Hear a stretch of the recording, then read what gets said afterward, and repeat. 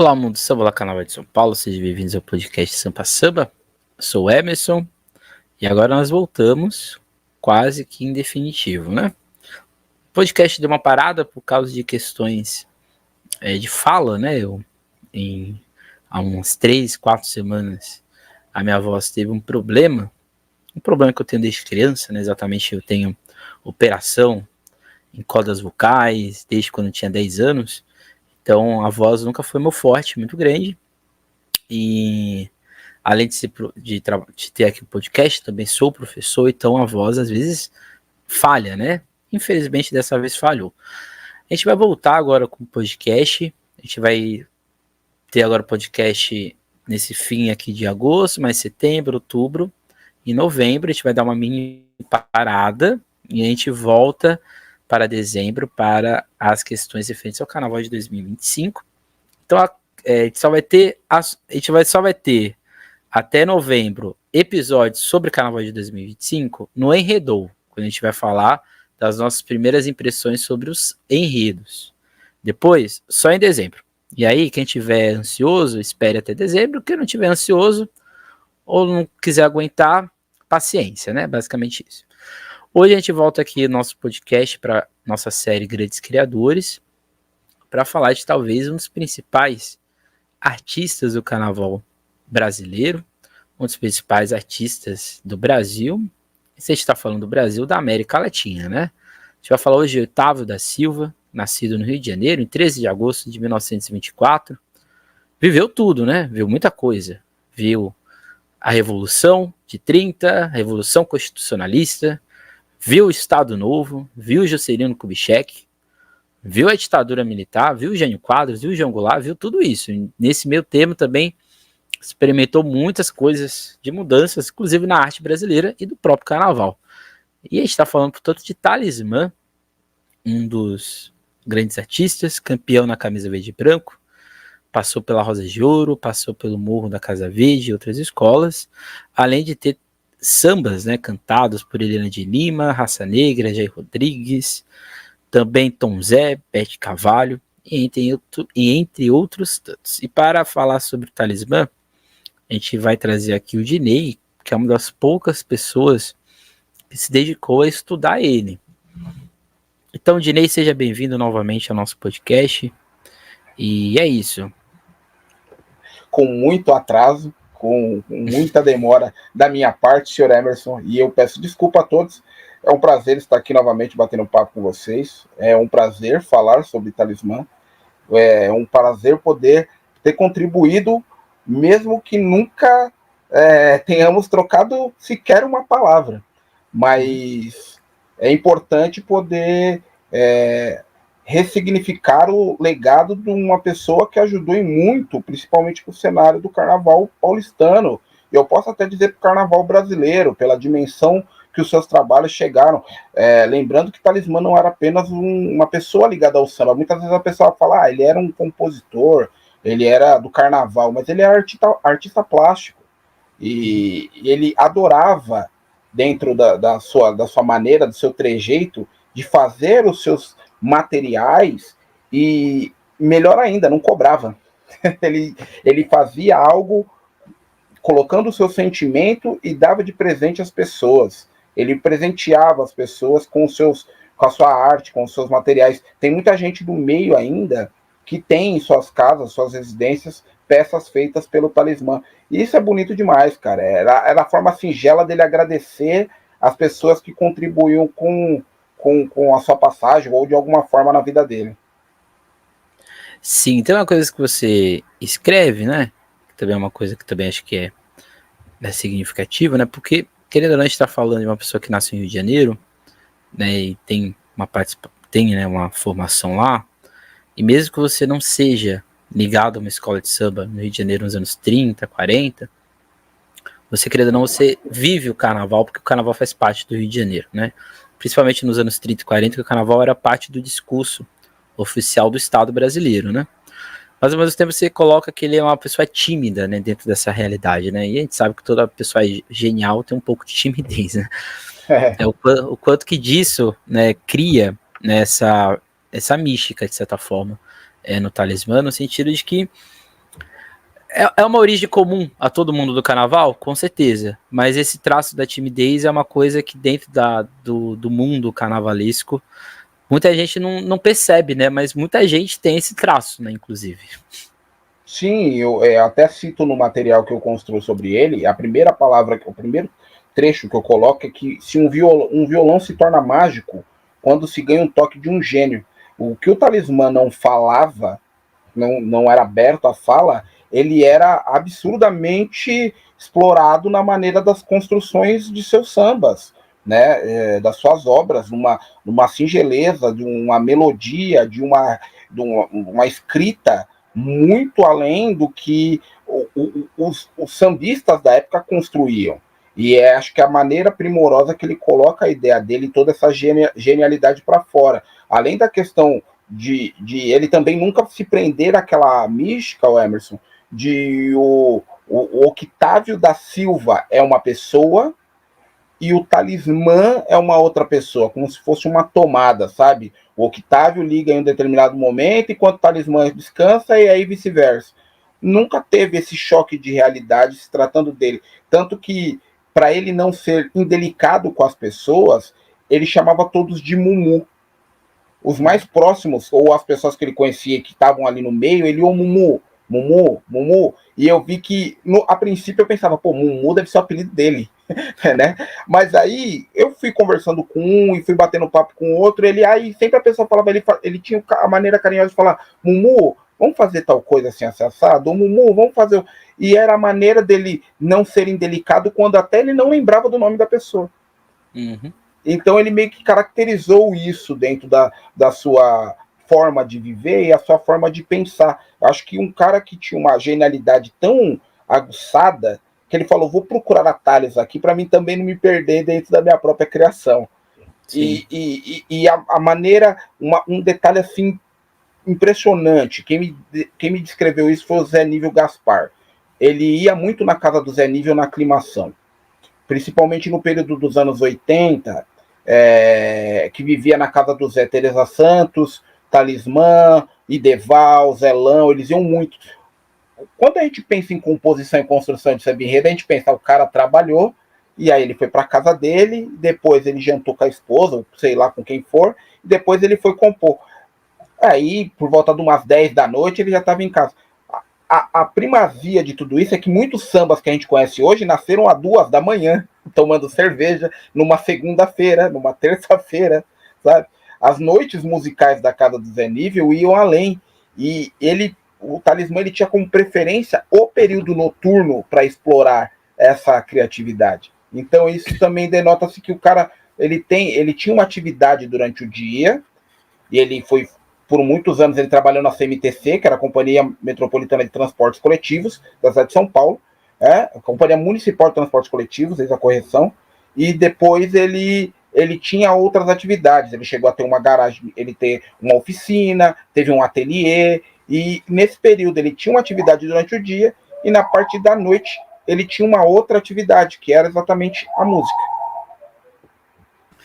E você falando isso é muito interessante, porque quando a gente fez o projeto no Carnavalize, né, o matriarca do samba paulistano, quase todos citavam, né, o Talismã como, não como se fosse, por exemplo, hoje a gente cita um carnavalesco, a gente cita um compositor, e normalmente a gente cita, né, cita ali no sentido de, não, fez algo, fez um trabalho, foi campeão, mas a maioria das pessoas que citavam o Talismã era como se ele fosse mais do que somente aquilo que ele era.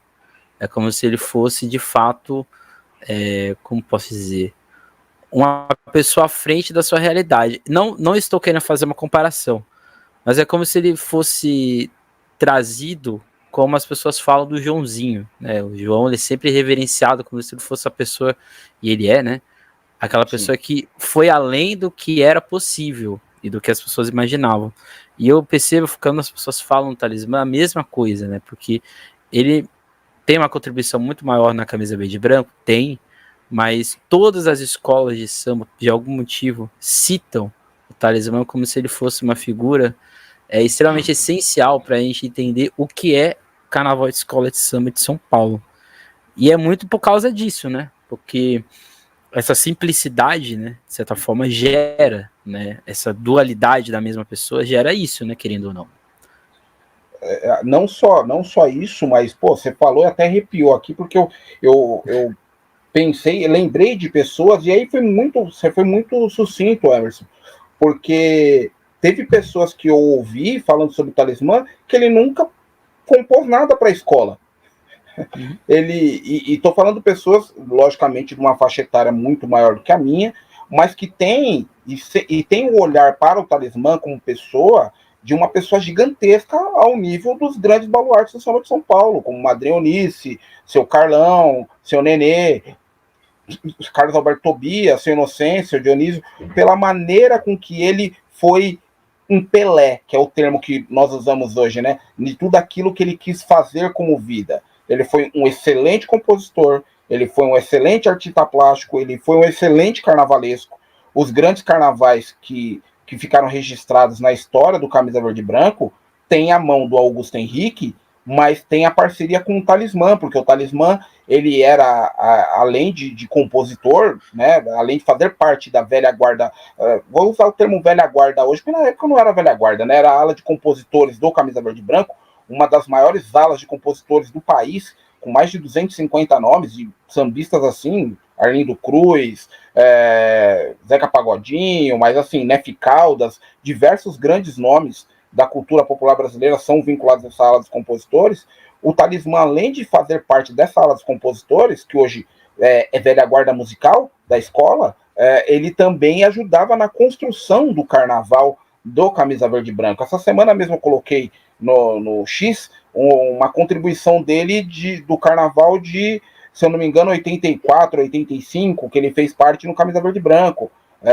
O Augusto Henrique assinava, mas as mentes pensantes, poxa, imagina, você entra dentro de uma escola de samba, você é novo, e você tem, além de uma estrutura absurda, naquele período, o Camisa já tinha uma estrutura absurda, você tem o pensamento genial de Teresa Santos para uma cultura africana, saída de uma mocidade alegre, né, que ela vem de uma mocidade alegre para uma Camisa Verde e Branco, com o pensamento dela sobre África, sobre negritude, toda a sua contemporaneidade para a nossa sociedade. Você tem o talento e o traço absurdo do Augusto Henrique, que era um baita pensador. Acho que o suprassumo do Augusto Henrique, para mim, nunca conheci ele como pessoa, né, na fase adulta. Eu o vi na fase infantil, mas para mim o grande desfile assinado pelo Augusto Henrique é o Barra Funda, Estação Primeira, né, de 88, que ele olha um vagão do metrô, ele não pega um croquis, nada, ele vai para um barracão e faz um vagão do metrô com o que ele viu.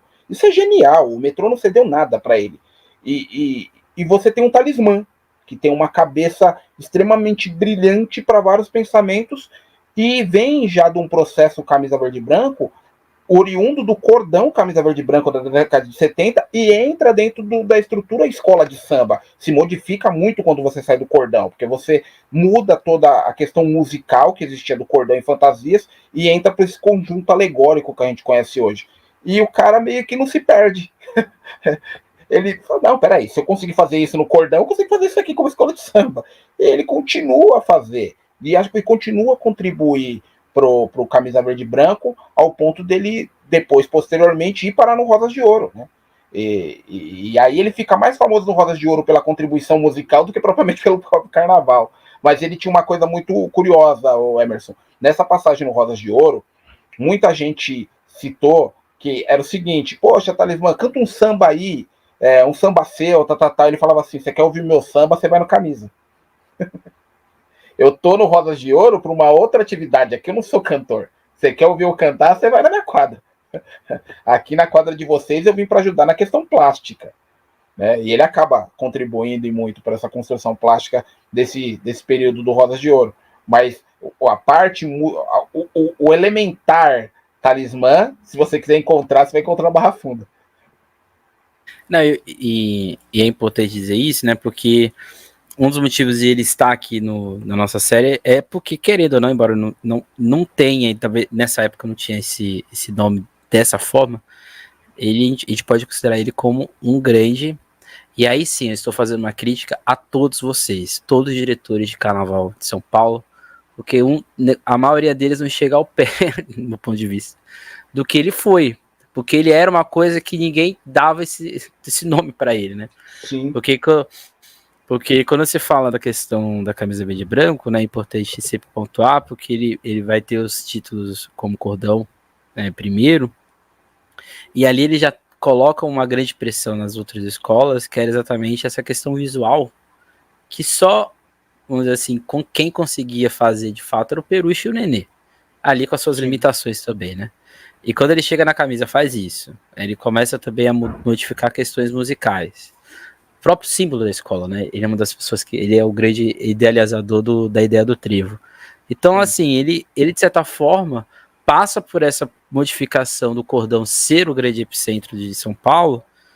E o principal, né? Ele já entra, ele é, assim como o Lagrila, né? Ele entra nessa realidade de estar dentro do emprego, né? Porque ele vivenciou essa transição, né?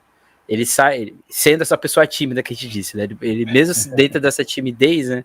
Ele conseguiu performar em todos esses espaços e em nenhum momento ele perdeu a qualidade, que eu acho que isso é o essencial, né? Porque aí é uma outra crítica. Acho que o diretor de carnaval hoje ele quer achar que ele é um conhecedor de carnaval, Sim. quando às vezes ele nem sabe o que é carnaval de São Paulo. E o Talismã ele foi a Lisa. Ele fez muita coisa sabendo de tudo e mesmo assim ele nunca reivindicou essa posição, né? Então como que você vê, né, esse começo dele nessas muitas questões, né, que ele vivenciou e ele experimentou, né? E é curioso, Emerson, porque assim, as pessoas não sabem realmente a origem do Talismã, do seu Octávio da Silva e de onde ele veio. O Octávio da Silva ele é nascido no Rio de Janeiro, como a Emerson falou, ele se forma lá, ele se transforma em um artesão ainda na sua juventude, então ele vem para São Paulo sendo um artesão. Ele era ligado a Unidos de Rocha Miranda, né, lá na década de 70, início dos anos 80, mais ou menos. Ele tem o seu nome gravado aqui na história de São Paulo, porém, toda essa formação de pessoa, como pessoa, vem dessa construção de uma escola que não era a grande campeã do carnaval, que a gente costuma ver. Eu já veio o grande carnavalesco, porque ele foi multicampeão na escola XYZ. Não, ele veio de uma escola humilde, que trabalhava muito com arte barroca, vou usar o termo barroco, mas nem sei se é o correto, artesanal, acho que é o termo melhor para isso, né? Tudo feito à mão ali, na manufatura, naquele processo de construção. Ele vem com essa idealização de carnaval, e aí vai muito dentro do que o Emerson está falando sobre as construções das escolas. A gente tem um recorte. A gente tem, como escola de samba, estou falando de escola de ritmo, a gente tem a Lava Pés, da Madrinha Eunice, que ela tem toda a formação igual às escolas cariocas, tudo mais. Nós temos as escolas que pensam na parte da estrutura, né, que pensam na maneira alegórica de desfile, que são Nenê de Vila Matilde e Unidos do Peruche, e a gente tem o Cordão Camisa Verde e Branco, que é oriundo do grupo musical Barra Funda, que tem uma formação muito mais ligada à musicalidade. Eu acho que até por isso que dentro do DNA do Camisa Verde e Branco é uma das escolas que, assim, é impossível você achar um samba ruim. É curioso que na história do Camisa, lógico, toda escola vai ter um samba que você gosta menos. Mas, cara, ela tem mais de 20 sambas. Você consegue fazer uma playlist de mais de quase 30 sambas. Não, e é curioso isso, que eu tava até conversando com o Ângelo aqui da página. Sim. E eu falei para ele, a única escola que eu consigo ver desfile, até mesmo de 2024, é a única camisa verde e branco. Nenhuma outra escola de São Paulo eu consigo ver desfile. É só ela. Porque, como você disse, o samba pode ser farofado, mas ele é bom mesmo assim.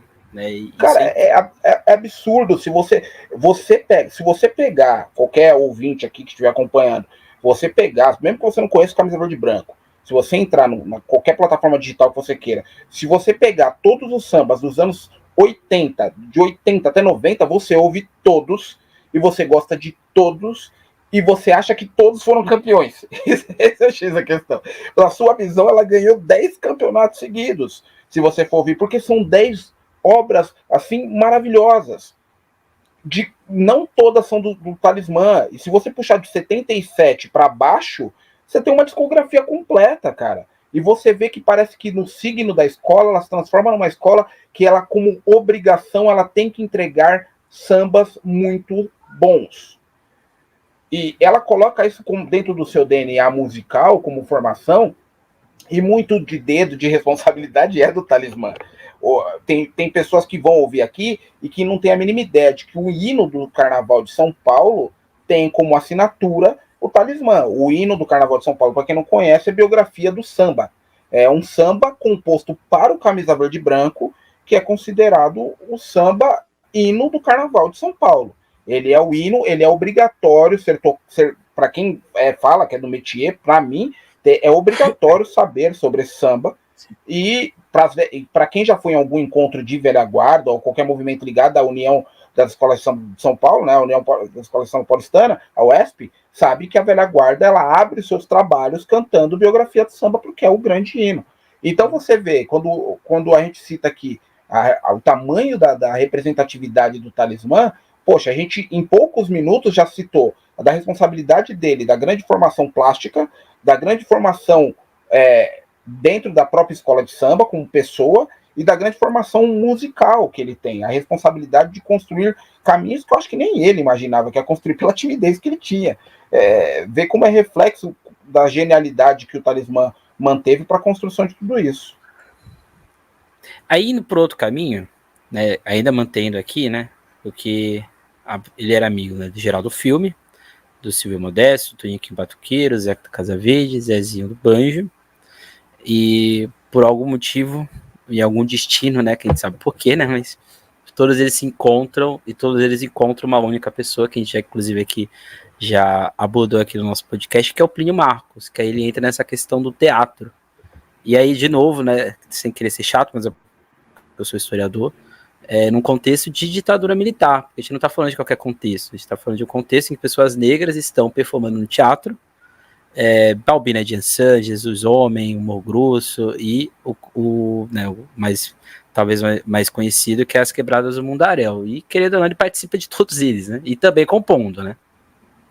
Não, e o curioso, assim, o fio de ligação dessa relação entre Talismã e Plínio Marcos, ela vem na pessoa do Marco Aurélio Jangada, que o grande apelido dele era Limão, porque ele tinha um bom humor fora do comum, né, para não dizer o contrário. E num bar, né, na região central, próximo ali à Praça da República, dois grandes pensadores se encontram. O Plínio Marcos, já consolidado, Beto Rockefeller, né, o personagem mais conhecido dele, né, e o Marco Aurélio Jangada, um grande escritor, um grande pensador do samba e responsável pela revista Placar, né, da editora Abril, na época. Ele era o grande diretor da revista. E ele vem para São Paulo e no bar, como tudo acontece no samba, né, tudo tem muito a ligação do bar com o samba, né, e eles trocam figurinhas, e dessas figurinhas o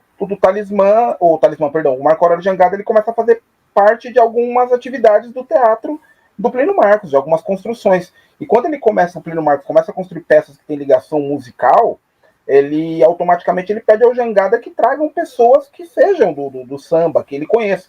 E o Jangada leva o samba de encontro a Plínio Marcos. Né? Ele acaba conhecendo todo mundo do meio, ele acaba não só conhecendo no teatro, mas também frequentando quadras, indo em encontros dele, encontro de casa deles e reuniões deles, e construindo essa linha de diálogo e entendendo toda a genialidade do Talismã. Cara, o Plínio Marcos ele é tão importante para esse processo, porque o maior documento que a gente tem de registro desses nomes que você disse não sairia do papel se a gente não tivesse aquela gravação da TV Cultura. Eles seriam pessoas que a gente só iria ler o nome e não ia ter a mínima ideia de quem foram, sabe? E, como diria Toniquinho Batuqueiro, se a gente for falar de Talismã, a gente não consegue falar, né? Quem fala, a música dele fala por si, né? A maneira com que ele compõe, a maneira com que ele pensa e tudo mais, fala por si. E é importante demais na construção, principalmente de uma das consideradas grandes peças feitas pelo Plínio Marcos, que é Balbina de Ançã, que é uma trilha sonora absurda. Tem muitos sambistas, tem sambistas ali da Vila Maria, de outras agremiações que participam da peça. Acho que é uma das grandes peças que o Plínio Marcos conseguiu construir, e o Talismã ali despeja assim, toda a sua genialidade para fazer com que a peça ganhe grande renome. O curioso, Emerson, e pouco falado sobre essa participação do Talismã no teatro, é que o Plínio Marcos, entendendo que esse trabalho não poderia ficar restrito apenas à cidade de São Paulo, ele leva para o Rio de Janeiro e ele se torna matéria da grande revista da época, que é a Cruzeiro. A revista Cruzeiro faz uma grande matéria com o Plínio Marcos, mas com a pessoa do Plínio Marcos. E o Plínio Marcos vai lá e rebate a revista, porque, assim, o Plínio Marcos está trazendo a peça para cá. Ele falou, essa peça só existe porque tem eles. Então, antes de você falar o repórter pergunta para ele, ele, não, mas a peça só existe porque eu tenho eles. Porque eu tenho o Toniquinho, porque eu tenho o Zé Caracada Verde, porque eu tenho o Geraldo Filme, porque eu tenho o Talismã, porque eu tenho eles comigo. Se eu não tivesse eles, essa peça não existiria. E olha, que eu não tô nem falando da Quebradas do Mundaréu, que veio depois, tô falando de Balbina de Ançã, entendeu? E ele fala, e a revista Cruzeiro, o repórter fica meio assim, você vê pelas palavras que o repórter fica meio que em 2, 3 perguntas, ele fica tentando jogar, mas e você? Ele, não, peraí. Eu sou importante no pensar, mas no executar esses caras aqui. Sem eles, isso aqui não existiria. E ele consegue falar pro Rio de Janeiro que, São Paulo tem samba. Algo que depois foi morto, né, pela frase de Vinícius de Moraes, né? Foi morto pela frase de... Mas ele fala, tem uns caras bons aqui. Eu acho que esse fio também faz que, posteriormente, a gente vai chegar nesse ponto, conecte o nome de Bete Carvalho com o Talismã. Mas foi esse processo inicial aqui, né? Não, que era exatamente isso que é interessante falar, né? Porque aqui no nosso podcast já falou do Germano, do Geraldo e do Toniquinho, né? Que são 3 grandes intérpretes ou cantores, né? E compositores do canal do samba de São Paulo, né? Nas suas variadas vertentes. E uma coisa... E o Zeca da Casa Verde também já foi falado aqui. E uma coisa que é muito interessante, porque a maioria deles cantam dentro da sua individualidade, né? Dentro dessa bolha de São Paulo, né? Quase nenhum consegue furar ela. Mas indiretamente o Talismã ele consegue, né? Porque quando ele vai compor para Beth, para Tom Zé e para outros compositores, né? Depois fica bem evidente que não era bem assim, né? Você tinha um conhecimento das pessoas do Rio de Janeiro do que estava acontecendo aqui.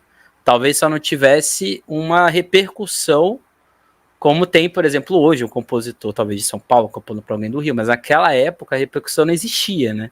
Aí passa essa sensação de que não, os Carnaval de São Paulo era uma mera cópia, né? Que as pessoas, inclusive, não tinham talento, mas quando no oposto, não era bem assim que acontecia nos bastidores, né? Eu acho que o grande processo que acaba auxiliando esses. Eu acho que o grande nome que acaba auxiliando também a gerar esse destaque, eu acho que ele foi a locomotiva dessa situação, é o próprio Geraldo Filme, quando ele ganha o festival do Fantástico, com o enredo da escola de samba no qual ele cantava, que era Paulistano da Glória. Quando ele ganha com a epopeia do samba, que era para os ouvintes entenderem, o Fantástico na época fez um grande concurso de samba enredo para um determinado carnaval e colocou no mesmo balaio sambas do Rio e de São Paulo. E os sambistas barra intérpretes do samba, eles cantavam as suas obras.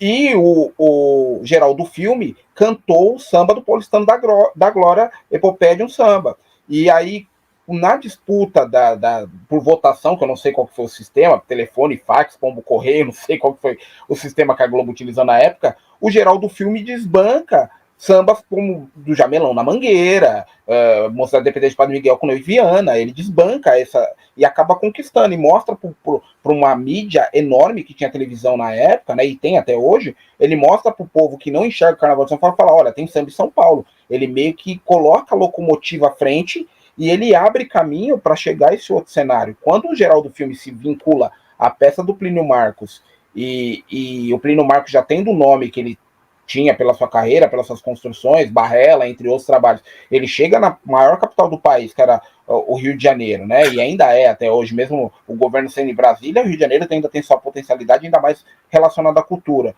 E aí você fala, pô, o Geraldo Filme tá trazendo essa rapaziada aqui, quem, entre aspas, usando o termo atual, quem surfou no hype, saiu no lucro, entendeu? Nesse caso, o Talismã, com o seu talento, o talento se sobressaiu, ele veio totalmente à frente, ele trouxe totalmente um cenário diferente.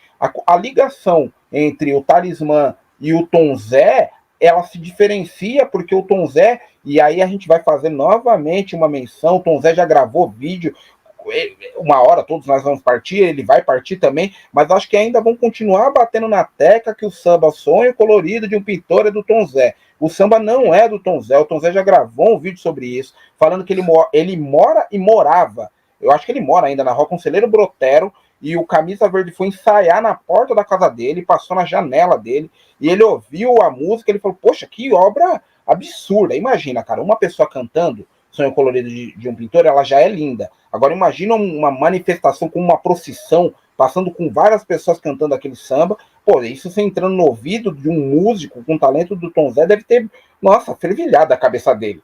E ele falou que abriu a janela da casa dele, que estava com a janela fechada, ele abriu e foi ver o que estava acontecendo. Aquela procissão na porta da casa dele, e as pessoas cantando o samba. Ele falou que na hora ele decorou aquilo ali, que lógico, um samba curto como é Sonho Colorido de um Pintor, 4, 5 passadas deve ter feito ali na porta da casa dele, aquela multidão.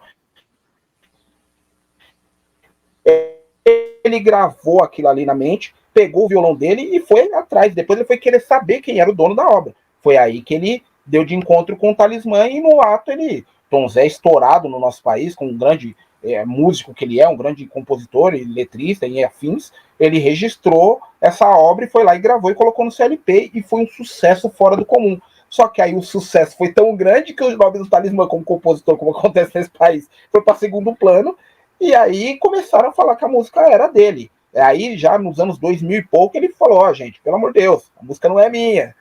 Eu paguei direitos para um Talismã, música do senhor Octávio da Silva, no qual conheci um genial compositor, e aí realmente a coisa vem de encontro à realidade. Então o samba, Sonho Colorido de um Pintor, que é belíssimo, e assim, tem que ser um gênio mesmo, né?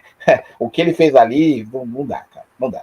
E tem um outro samba que eu vou até aproveitar e mencionar, o Emerson, que vou, logicamente, não sou cantor, não vou cantar, mas que eu acho magnífico, e aí acho que expressa totalmente a inteligência de construção do Talismã, que é Serenata. É um samba enredo que ele fez pro Morro da Casa Verde na década de 1975, e se tratava dos trovadores, né? Trovadores, para quem não conhece, eram aquelas pessoas que eram pagas para ir na janela da sua amada, fazer uma dedicatória, cantar e tudo mais.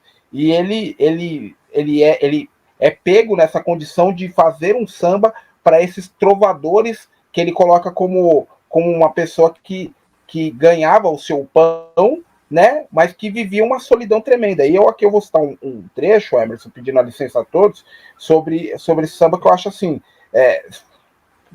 assim sensacional. Apesar do trovador ganhar para fazer isso, no refrão de cabeça ele coloca: seus refrões eram pedidos feitos ao som da viola, trocavam amor por ternura, mesmo sendo por esmola. Cara, isso aí é sensacional, bicho.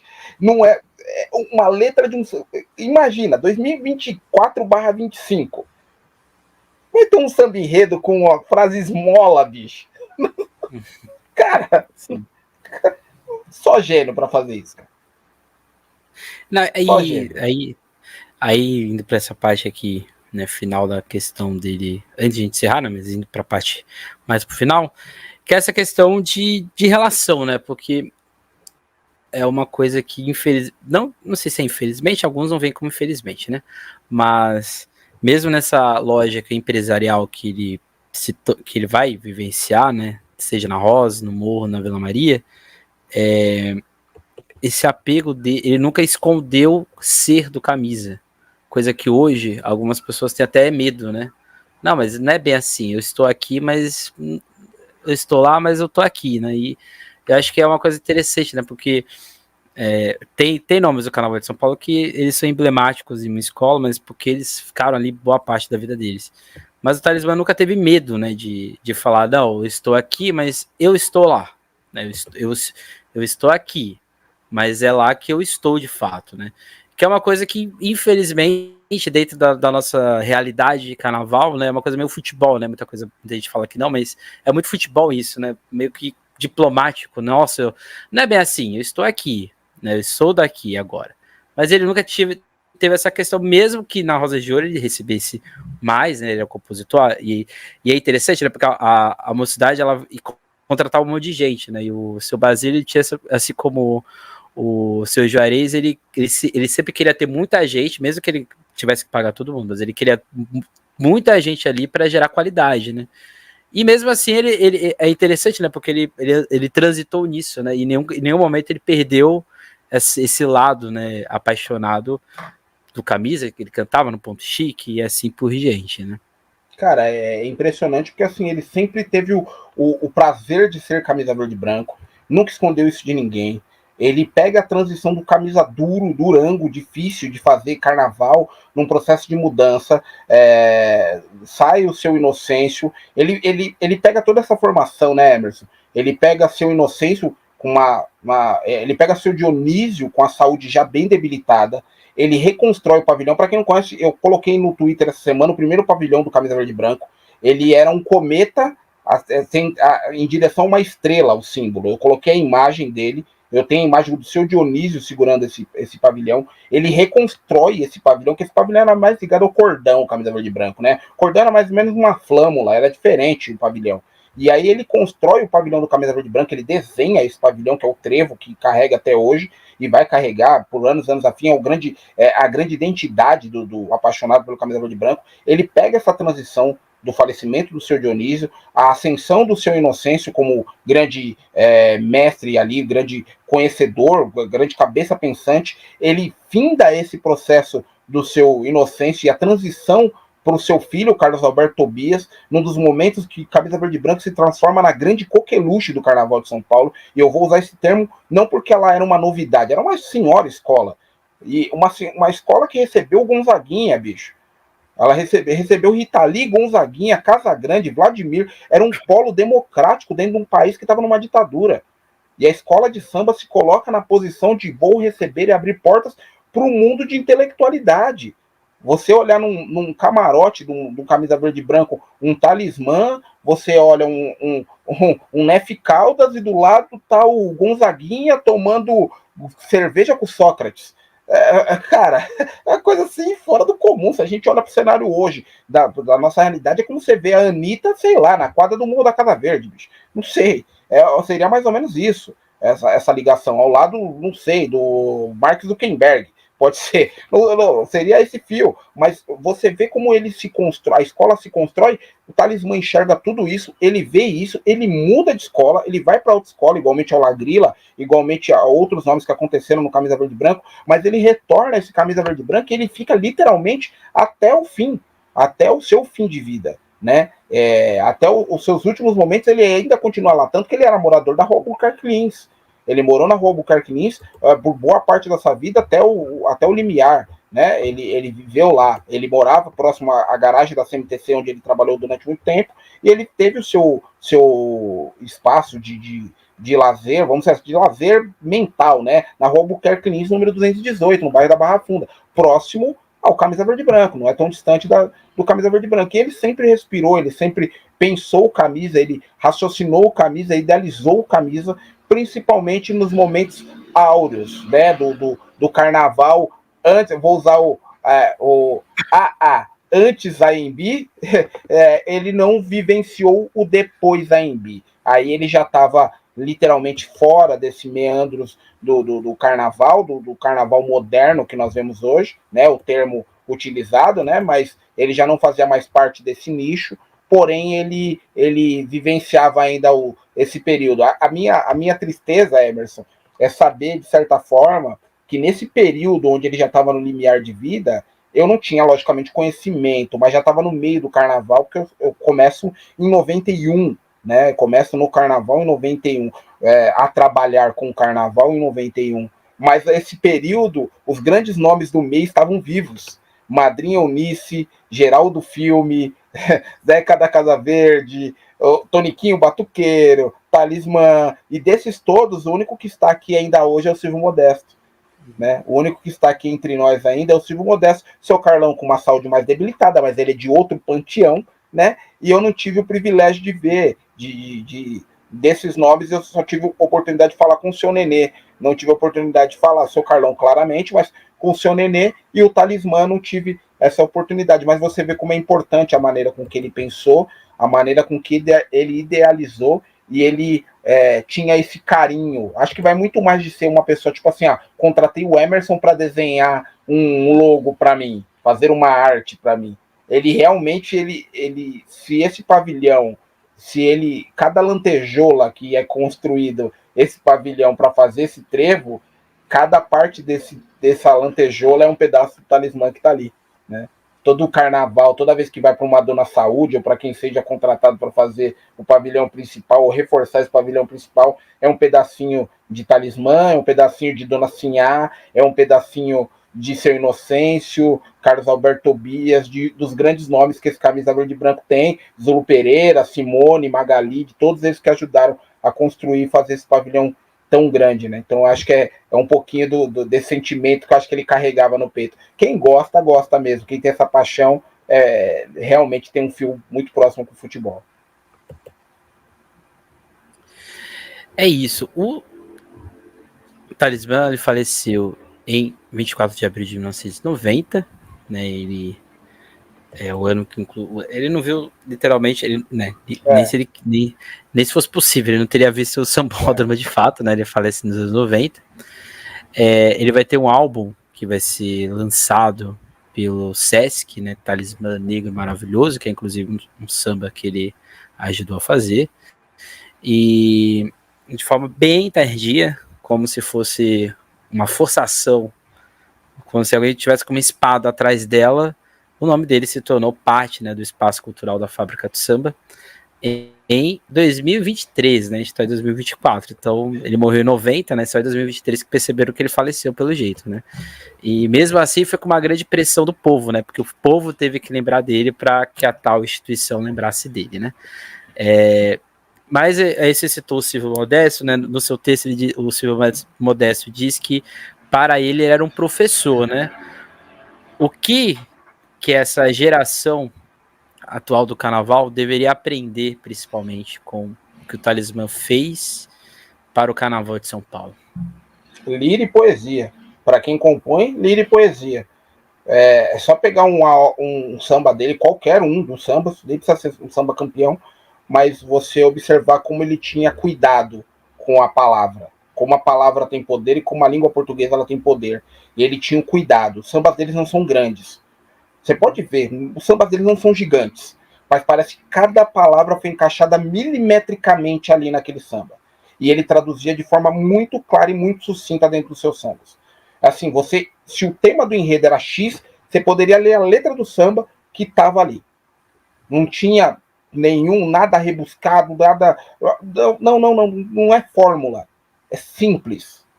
Porque acho que a visão dele, a visão do Zeca da Casa Verde, eu acho que isso também vai muito da troca entre compositores.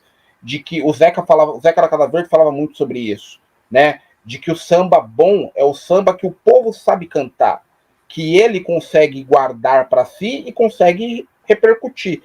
Sambas extensos, ele cai no esquecimento.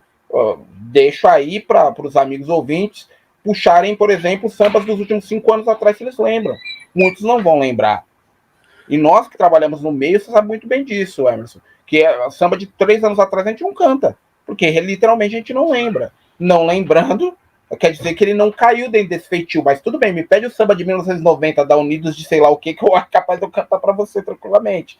Ou falar para você, declamar a letra aqui tranquilamente. Então você vê a potencialidade que o samba tem e que a escrita, a língua portuguesa tem. Acho que como grande artista que ele é lidar e trabalhar com aquilo que você ama com simplicidade.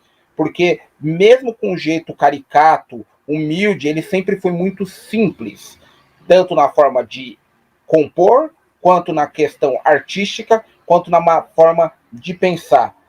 Vou só fazer um adendo aqui, Emerson, uma corretiva a mim mesmo, que essa é a parte mais bonita. Quando eu cito no trecho anterior que eu estava vivo no período que esses grandes nomes estavam, alguns chegaram até o período do Sambódromo da Embi, outros não, mas na década de 80, final dos anos 80, eu já era vivo, por isso que eu cito que eu gostaria de ter conhecido, pelo menos para falar, oi, não sei quem você é, mas eu gostaria de ter conhecido. Eu acho que seria impressionante. Eu falo muito isso com o Thiago Prachedes. Eu falo, Thiago, você é uma pessoa que teve a luz, assim, e colocaram você no orixás, colocaram você no caminho certo, porque todos que eu gostaria de ter falado oi, você falou. Eu acho que melhor coisa que isso, impossível, cara.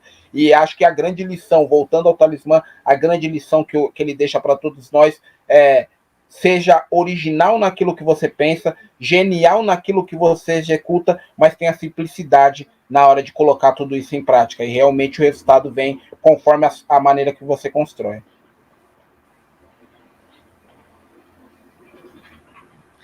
É basicamente isso, né? O nosso podcast tem 153 episódios, né? E uma coisa que foi bem evidente, pelo menos acho que para quem já acompanha há bom tempo, é de que existia, né? Porque acho que não existe mais. Existia um caminho natural para o Carnaval de São Paulo crescer.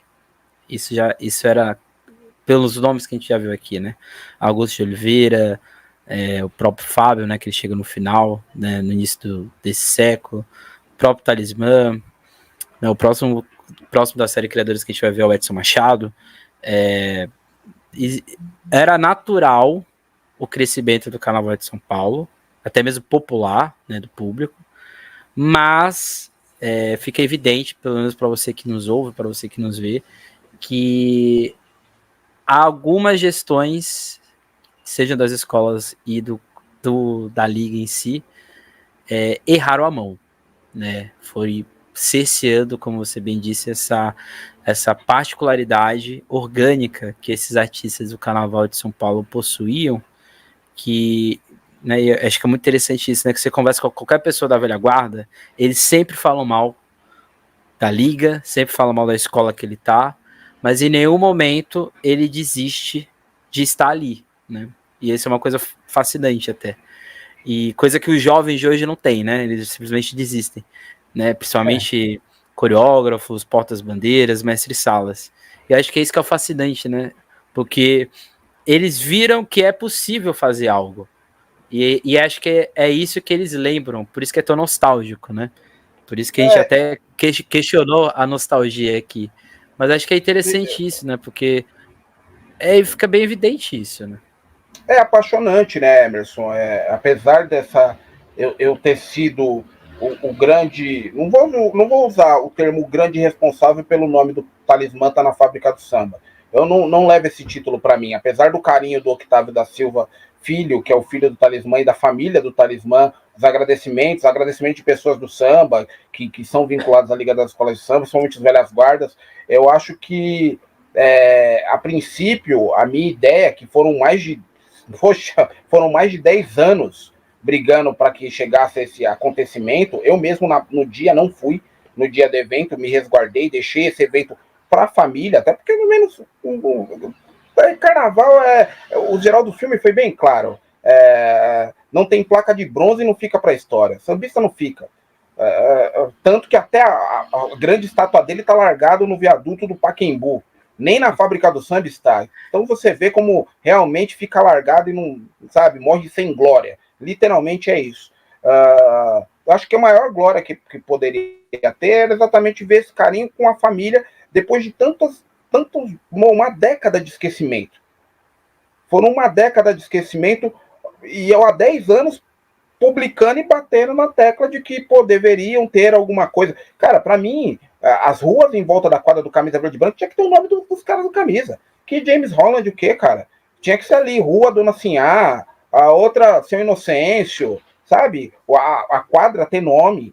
Para mim, tinha que ter, cara, como um grande espaço de cultura que ele é. E todas essas quadras, sim, tem que ser e todas as quadras de escola de samba de São Paulo, principalmente as matrizes, não desmerecendo as menores, as que estão vindo agora, todas elas deveriam fazer parte do roteiro cultural da cidade de São Paulo e ser divulgado como polo de cultura. Porque as quadras de Portela, Mangueira, Beija-Flor e etc., no Rio de Janeiro são tratadas assim. Aqui o carnaval e a cultura só é tratado quando vem encher o meu bolso.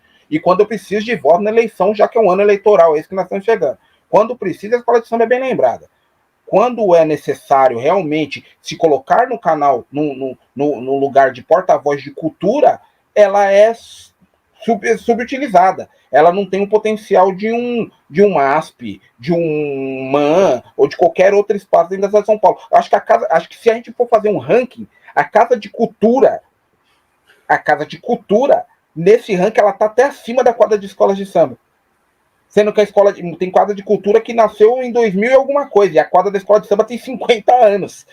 Só que ela não recebe. Só que também é um erro da própria escola de samba e da própria Secretaria de Cultura, porque ela não só deveria ensinar samba, ela também tem que ser um espaço para a própria cultura. Ela tem que ter teatro, ela tem que ter cineminha para criança, ela tem que ser um espaço para agregar família. A quadra de escola de samba ela tem que estar aberta. Ela tem que ter invenção de aquilo, daquilo outro, mas ser uma ferramenta de cultura não é só invenção para guardar grana para fazer carnaval. Ela tem que ser um espaço para realmente eu pegar o jovem ali, a criança, porque assim, a gente só vai ter esse ciclo carnaval existindo depois da minha passagem física, da sua e de outros que vão ouvir, se aquela criança que está lá na escola com 8, 9 anos conhecer esse fenômeno. Porque senão ele vai cair, ele vai acabar. Ele vai acabar. E é a grande ferramenta de cultura do nosso país, é a grande força de colocar as nossas histórias para fora, porque acho que, não sei, é a minha opinião, e pode ser uma opinião impopular, mas presidente de escola de samba ainda não entendeu que a transmissão é mundial, ela não é regional, como aconteceu nos anos 90, ela não é mais nacional. O que você não vê na TV, você vê no YouTube, se você não vê no YouTube, você vê por outros meios, entendeu? E a própria transmissão oficial é para o mundo todo. Então a sua marca, o seu pavilhão, a sua história está indo para outros polos. E você pode ser um grande livro aberto de cultura, levando isso para conhecimento de outros. E acho que essa é a função de quando você tem um nome de grêmio recreativo, cultural, ou sociedade, ou qualquer nomenclatura que você escolha. Porque para mim, na minha opinião, hoje, escola de samba só tem isso no nome. Como atividade, a maioria não tem e não faz. E aí que está o grande erro. Se você não começar a utilizar a sua visão de escola de samba como grande polo de cultura, você não vai ter a continuidade desse ciclo. Você não vai ter a chegada de novos sambistas. É só ver que escolas que... O Emerson é pesquisador da mesma forma que eu. Escola que desfilava com 5 mil pessoas, hoje não consegue colocar 1.800. E quando eu falo 5 mil, era a pessoa desfilando, na sua maioria, numa única escola. Hoje ela coloca 1.800 porque a pessoa sai em outras 3 escolas. E acaba pegando, tô aqui no oba-oba do carnaval, vou pegar uma fantasia, vou sair com vocês também. É a uberização do componente. Esse é o processo. Então, assim, eu acho que a grande lição que a gente fica, e acho que a grande fala, a gente fazendo paralelo entre carnaval atual moderno e talismã, é simplicidade. Sejam simples nas suas atitudes, simples na forma que você pensa, simples na execução dos seus trabalhos dentro das suas escolas de samba, para você construir uma sociedade posterior à nossa passagem aqui, que possa, e a sua também, viu, senhor presidente, que você não é eterno, que vai continuar esse legado do carnaval, porque isso está fadado a morrer.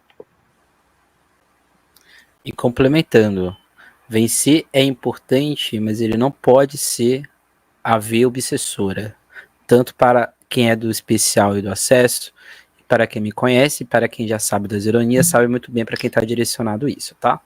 Então, basicamente isso, né? Como eu diria que já falou de eleições, os nossos próximos 2 episódios vai ser sobre a questão da eleição, ou a relação voto e carnaval de São Paulo, que a gente vai entender ali, trazer aqui alguns conceitos da sociologia para discutir questão de voto, capital de voto, curral eleitoral, um certo coronelismo que existe nas escolas de samba em São Paulo, isso sempre aconteceu, e depois a gente vai entender como que, olhando para o passado, né, como que a relação política ela foi essencial para a oficialização, mas como que os vereadores enxergaram, e a gente vai também trazer aqui uma outra reflexão da importância do seu voto, né, para quem pensa, né, para quem faz carnaval, mas principalmente para a cidade, né, porque para você chegar numa escola de samba, você tem que passar pela cidade, e se não tiver ônibus e a cidade não existir, você não chega na escola de samba, né, Então essa é a nossa reflexão para os próximos 2 episódios. É sempre um prazer receber o Dinei aqui. Provavelmente vai estar aparecendo aqui quando a gente for falar do Carnaval de 2025. Muito obrigado, Dinei, pela sua participação. Pô, Emerson, eu que agradeço, sabe que é uma honra. Eu gosto muito de participar e trocar figurinhas com você. A gente troca offline, online. Você tem carta mais que branca. Acho que praticamente o baralho do Uno para estar lá na Rádio Arquibancada batendo papo conosco. Sempre é uma pessoa que a gente tem grande estima e que é um dos grandes, da minha opinião, e eu já falei isso para você abertamente, eu lhe considero um dos grandes pensadores desse meio. E ser pensador não é ir sempre a favor do que o meio pede. Ser pensador é realmente raciocinar fora da estrutura que o carnaval tem. E essa é a parte importante. Não é porque você é contra a visão de que a Liga das Escolas de Samba tem que você é o contrário ao movimento carnaval. Pelo contrário, você está pensando em prol de uma melhoria significativa para as escolas de samba e também para a própria instituição. E ser contrário é ser feliz. Nem sempre a gente tem que ser apoiador, sucinto e cego e não enxergar as coisas que estão à nossa frente. Eu fecho esse papo contigo falando que esse diálogo nada mais nada menos é como o samba do Talismã, o meu sexto sentido sobre algo que amanhã poderá acontecer. Um abraço a todos, não importa, e me convidar para bater esse papo. Até a próxima. Bem, gente, é isso. Não deixe de seguir o Sambista da Depressão aqui nas redes sociais. A gente vai ter também em setembro mais um episódio sobre Santos, que a gente vai falar dos enredos de 2025, as primeiras impressões, que a gente vai trazer o Claudinho aqui de novo. Ele não sabe disso, mas ele já está aí, obrigado a estar.